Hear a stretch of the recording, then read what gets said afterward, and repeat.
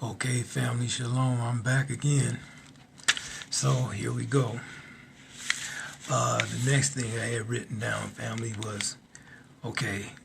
In our flesh is like being in our embryonic stage of our creation process.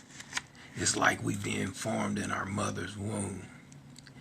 And when you think about, you stop and think about that, like in our embryonic stage.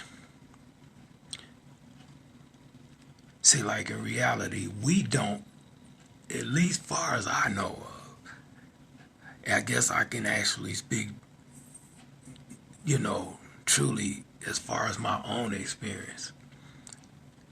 I don't remember nothing about when I was in my mother's womb. But I was being shaped and formed in there. And at another level of consciousness,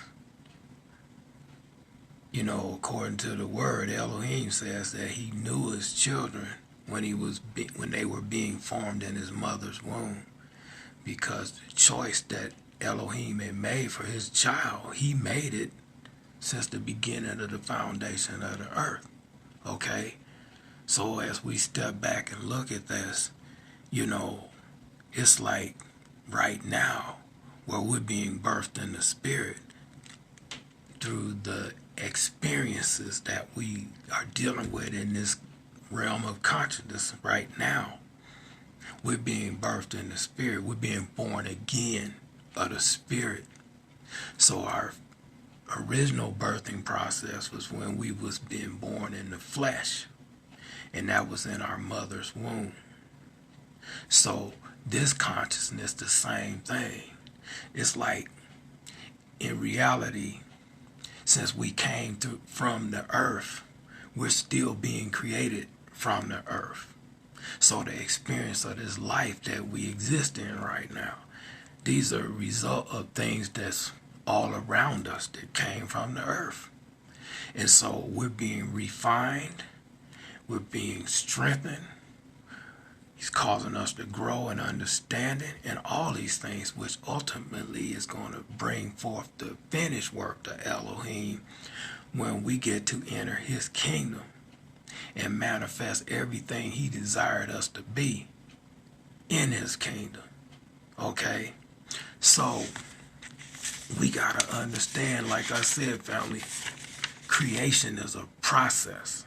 It don't happen just instantly. That's why I'm saying, family, our understanding of time and space is not his ways. So the reality is we got to understand, I think some things take longer than we would think that they take in order to manifest what Elohim desired. Some things don't take as long. We don't know for sure, because all we really know, family, is what we've experienced. I don't care what nobody say. That's all you got to really stand on, is what you've experienced. So the bottom line is, for the child of Elohim, we understand that everything we experience was ordained by him. Way back then, at the beginning of creation. He had his plan. Like I said, see, the father is like the mastermind, master planner. And the son is the embodiment of the father as he created all things. Because the scriptures say that. And myself, as a created being, through his spirit, I ain't got no problem with that. And no child of his does, because the bottom line is, as his children, we understand that through him all things is possible. This is why this amazes me, how people could say they believe that we came from the dust of the ground, that Most High made us from the dust of the ground, shaped and formed us, and then breathed into our nostrils the breath of life, and we became a living soul. Okay? You say you could believe that, but you got a problem with understanding how Elohim could impregnate a virgin and bring forth himself through the virgin that he ordained this to happen. Like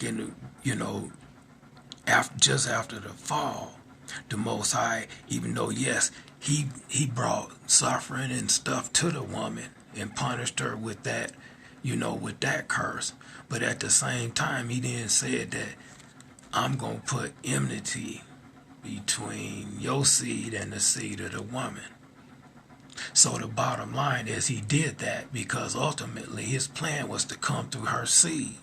And as I said, men talk about, a lot of brothers, they put such an emphasis on the seed of the man, but you can't sit up here. How can you say that only man have seed, but yet it said right there, the seed of the woman? See, that's why he's called the Son of Man, because he's man's offspring. Because not only he is the offspring of Elohim, but he's the offspring of mankind. Because woman was taken from the man. So the reality is, it makes absolute sense to me. Because he's not limited by no belief of no man or no created being. Because even if we don't get it, it's still his way. So I don't understand how people can challenge Elohim and think they're going to get away with that and not repenting. As I said, I'm talking about the creator of all things. Well, how can we stand before him and charge him and challenge his authority and basically say to him, oh, I don't believe what you said, so I'm living this way, and think you're going to enter his kingdom? Like I said, man, our life ain't nothing but a vapor. You know what I'm saying? It's like a puff of smoke. To him, it just manifests itself for that short period of time, as far as he created time. So time is subject to him. So how is us that ain't but a vapor can sit up here and challenge the Most High, his authority, and think it ain't going to be no consequences for that? That's why I said, family, as we reject his truth, it's blasphemy of the Holy Spirit. And if we don't come to our senses in the spirit and not repent, all he's going to do is continue to hand you over to a reprobate mind. Because as I said today, in this hour right now, family, all that's happening is two types of people that's existing right now. Those who being born of the spirit to receive the truth of Elohim and to walk in that truth, and those that's being handed over to a reprobate mind to believe a lie unto their own destruction. So this is the importance of understanding our place as created beings, to understand what and who we are in him. That's why it matters what he thinks, not what we think. Okay? See, because the thing we have to understand, as I said, family, as we understand who and what we are, it makes us accountable as we come into the presence of Elohim. And this is what the holy birthing of the Spirit does. It brings us into that place, into the very presence of Elohim. So as we stand before our Creator, family, it makes us be accountable to what he created us to be. It gives us to understand that we standing in the presence of our Creator. So guess what? We have to yield to his will. It's not an option. He's the Creator. Yeah. See, Elohim, we got to understand something. Elohim had to allow us to fall so he could teach us through experience the error of our ways, being separated from him. As I said, there ain't no teacher like experience. Nobody can deny that. If you try to deny that, you're lying to yourself and you're being deceived. There ain't no teacher like experience. This is why we have to experience everything that Elohim is in order to be able to profess our love for him. Because as I said, if we don't understand that Elohim has everything to do with good and evil, then you can't say you love him. Because the flesh is going to rise up and challenge him because of its understanding of what love. See, to the flesh, love is self-serving. See what I'm saying? To Elohim, love serves the things that's around him. To understand that that was his plan for us to serve creation by assisting creation to be able to help them, help the things that he created. And then there's times that the other things that he created help us. See, so it was a give and take and give and take and give and take. And it's a flow, a natural flow, almost like, it's kind of like in electricity, you got an alternating current. You got a current that goes up, and then you got one that goes down. And so it's a line in the middle, but it's like a wave. It's a flow. It's a flow of movement. It's a flow of life. So the bottom line is, we either life givers or we're life consumers. And people that are self-absorbed, are takers. And they're not givers. You know what I'm saying? And this, the bottom line is, like I said, the Most High meant for us to serve creation. So we're supposed to assist the animals, not use them for our own selfish desire. That's to eat them or use them as a form of entertainment, where we take them out their natural habitat and put them in cages. Not only just cages of, birds and stuff like that, but cages in this houses that we live in. The Most High never meant animals to be domesticated to serve us. You know what I'm saying? And these are things that he's going to continue to reveal to his people that have an ear to hear what he's saying in this hour. Man, comfort for the child of Elohim, them days is over, man. Being at peace and being a part of this world. Because he's taking us to another level that's going to cause us to rise up as his children and carry ourselves in the way he meant for us to be on this journey to our kingdom.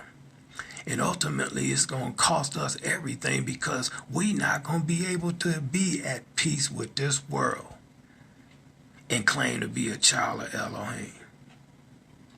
And so this is what I'm talking about. This is why we need to understand the urgency of why we need to be filled with his Ruach. Because if we ain't filled with his Ruach, family, you're going to compromise and you're going to do whatever you got to do to be okay in this world. Because for the child of Elohim, we're not going to be comfortable in this world no more. We already feel the discomfort, but it's going to go to another level.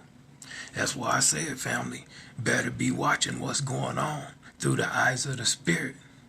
I don't know exactly how things are going to unfold, but just looking at this whole thing with Trump and all of this stuff going on, and the mask and the coronavirus and all of this stuff, I'm telling you, is setting up a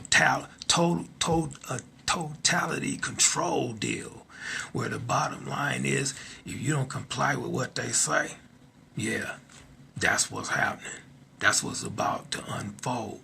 And this thing with Trump getting coronavirus and all that stuff, this is just a ploy that they getting ready to enforce everybody to take that vaccine that they gonna come out with. And if you don't take that vaccine, then you ain't gonna be able to be a part of this system.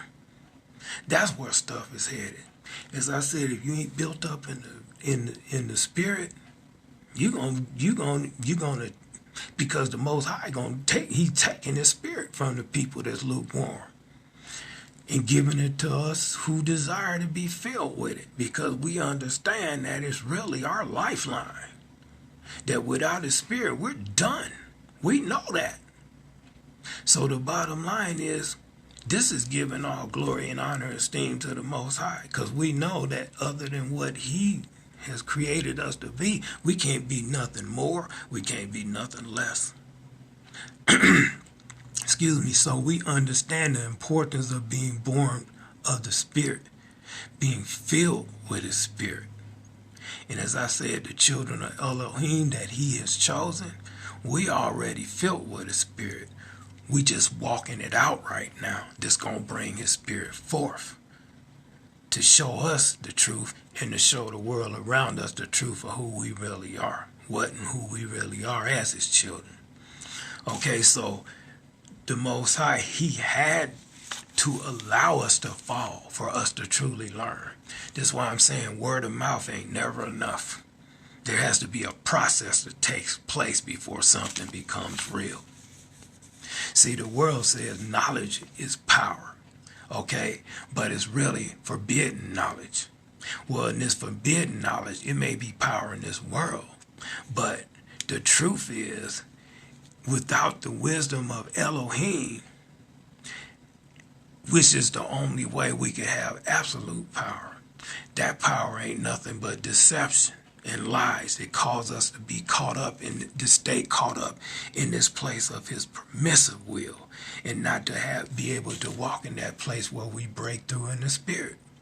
So we got to understand, see, man hungers and thirsts. It's like literally he has a lust for knowledge. And the only reason he lusts for this knowledge is that so that he can understand the way to manipulate his environment, to cause his environment to serve his desires and to give him his desires.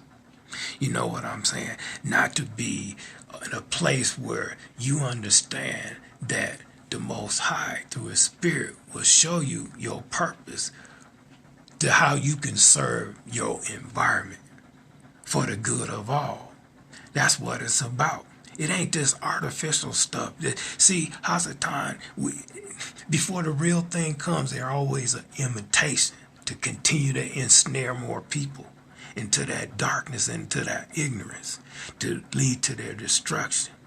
So the reality is, this is why I keep saying we got to be filled with His Ruach, to give us the mind of Yeshua, so that we can understand what His will is for our lives. So we know when to stand, we know when to stand up, we know when to stand down. We know when to move to the left or move to the right, or go straight ahead or back up, or whatever it is that we need to do in this process that He has ordained to create us into the true image of His Son. As I said, we're in the process of being created. We're not the finished work. And the only way you're going to be the finished work is to be filled with His Ruach.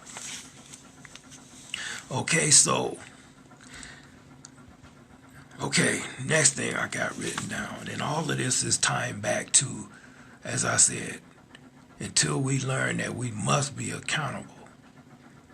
And there's no salvation, because people don't even know what they need to be saved from. The main thing we need to be saved from in this hour is from all the lies and dogma and teachings and traditions of men that we've been enslaved to. You know what I'm saying?